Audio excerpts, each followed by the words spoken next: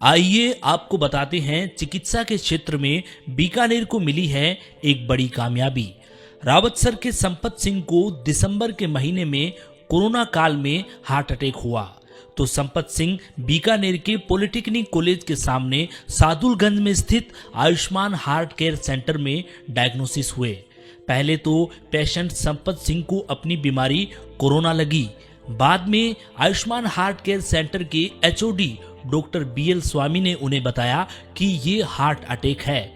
बाद में पेशेंट के घर वाले उन्हें जयपुर ले गए। जयपुर में सभी डॉक्टर्स ने पेशेंट संपत सिंह को जवाब दे दिया और कहा कि आपकी कोई सर्जरी नहीं हो सकती, सिर्फ दवाइयां ही चलेगी। ये सुनकर संपत सिंह फिर से बीकानेर के आयुष्मान हार्ट केयर सेंटर में आ गए, जहां पर डॉक्टर बीएल स्वामी और उनकी टीम ने रावतसर के संपत सिंह का सफल ऑपरेशन किया है, एक सफल सर्जरी की है। आइए देखते हैं ये रिपोर्ट। गुड इवनिंग, मैं doctor BL Swami, cardiologist, Ayushman heart care centre Bikaner. मैं आपको आज एक ऐसे पेशेंट के बारे में बताने जा रहा हूं जिसको दिसंबर महीने में कोरोना काल में हार्ट अटैक पड़ा था। तो फर्स्ट टाइम हमारे सेंटर पे पेशेंट डायग्नोस हुआ था हार्ट अटैक के। हाँ, हमारे सेंटर ने उसे सर्वप्रथम बताया था कि उस पेशेंट को हार्ट अटैक पड़ा है। पहले पेशेंट उसको कोरोना समझ रहा था, जब बाद में उसकी कोरोना की रिपोर्ट भी नेगेटिव आई थी।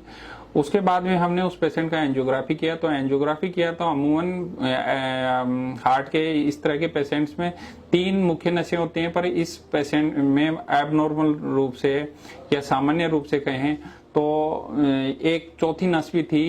अमूमन ये फोर्थ नस 30% मरीजों में भी मिलती है।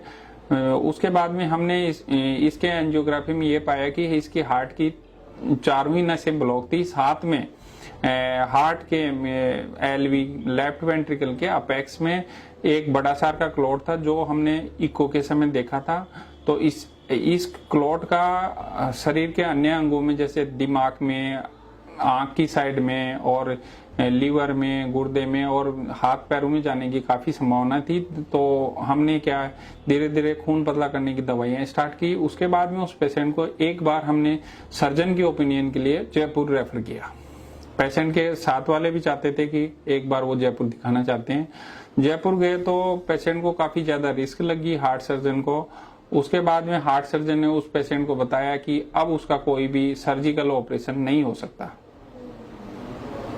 उसके बाद में हमने, जब पेशेंट अब 2 महीने बाद में वापस हमारे पास आया, पिछले दिनों हमने उसको पैट सीटी एडवाइस की। पैट सीटी से हमने ये जाना कि हार्ट के कौन से हिस्से डैमेज हो गए हैं, जो नॉन वाइबल हैं। नॉन वाइबल हिस्सों में स्टेंट डालने से यूजुअली उन नसों में फायदा नहीं मिलता है, इसलिए हमने सिर्फ उन हिस्सों को चुना कि जिन हिस्सों में हार्ट वाइबल है, उसमें हाइपरनेटिंग मायोकार्डियम है। हाइपरनेटिंग मायोकार्डियम वो होती है जो हमें अपनी भाषा में बात करते हैं, जिंदगी और मौत के लिए जो हार्ट की कोशिकाएं आपस में लड़ती रहती हैं। उस स्टेज में अगर आप उसकी ब्लड सप्लाई बढ़ा देते हैं तो वो कोशिकाएं वापस जिंदा हो जाती हैं। तो इस स्टेज को हमने पता किया, तो उसके इंफीरियर सेगमेंट्स में ये सेल्स अभी जिंदा थी। तो फिर हमने इस पेशेंट की 4 नसें ब्लॉक होने के बावजूद सिर्फ हमने 3 ब्लॉकेज ही चुने जिनको स्टंट से खोलने की तैयारी की हमने।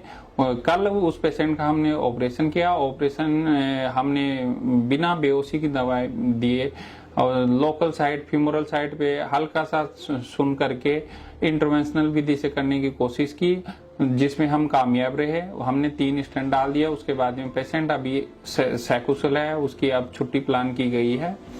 साथ ही उसके सारे पैरामीटर्स अभी स्टेबल हैं। पेशेंट इस ऑपरेशन के बाद में काफी खुश है और काफी संतुष्ट है। साथ ही उसका जो लेफ्ट वेंट्रिकल का क्लॉट था वो भी हमने धीरे धीरे करके दवाइयों से घोल दिया है। काफी हद तक क्लॉट घुल गया है। अब एलवी में हल्का सा स्मोक बचा है, वो भी कुछ समय के साथ दवाइयों से ठीक हो जाएगा। तो हम ये इस पेशेंट से हम ये बताना चाहते हैं कि किसी कितना भी क्रिटिकल पेशेंट हो, अगर उसके लिए हमारी प्लानिंग अच्छी हो, उसके लिए हमारे डायग्नोस्टिक से, हमारी विज्ञान की अगर हम मदद लेते हैं तो मुश्किल से मुश्किल ऑपरेशन को भी हम आसानी से कर सकते हैं। और दूसरा, अगर आपकी टीम को अच्छा एक्सपीरियंस है, अगर आपको अच्छा कॉन्फिडेंस है, तो आप मुश्किल से मुश्किल केस को भी आसानी से कर सकते हैं और बीकानेर जैसे छोटे शहरों में भी आप आसानी से कर सकते हैं। तो बाबू जी सबसे पहले आप कब आए थे यहाँ पे?